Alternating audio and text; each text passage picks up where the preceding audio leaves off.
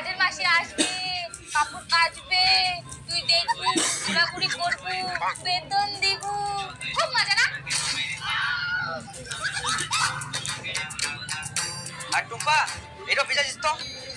ও কি ব্যাপার, কাপড়া ভিজে না দিনে চিটা ধুই দিয়েছ, আবার জলটা গুলি নেবে বুঝেছিস, আর কম ফটাফট ধুই দে, দুধ তো চুনি যাবে। আইডও নিয়ে এসে ইডো একটা ধুই দিস। তুই ধুবা পারিস না তোর কাপড়, তুই ধুবা পারিস তো ধো, নাল থাক। ইডো কেরম কথা? কোনোদিন তো ইয়া থেকে বেশি কাপড় থাকে না, কই যাবে ধুই দিস উদিঙ্গা, আর আজকে অল্প কাপড় যে দু তিনটা তাতে ধুই দিও না নিকর, কেরম বের এটা কথা হঠাৎ করে বুঝিস? তুই ধুবা না তোর কাপড়, কাজের মাসি ধো।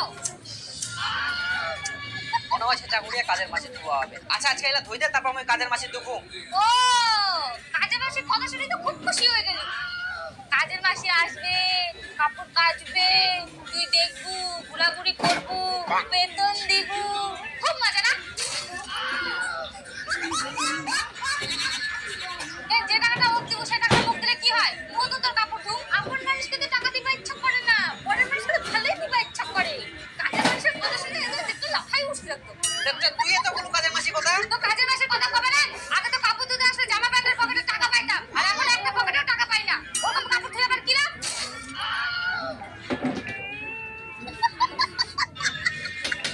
এই ব্যাপার,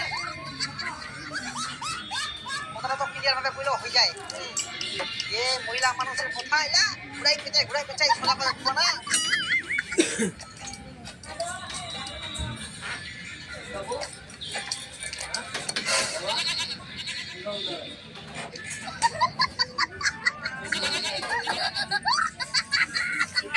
রিলা ফের কি দোষ করে রিলাও নিয়ে যা। ওগুলো ধুয়ে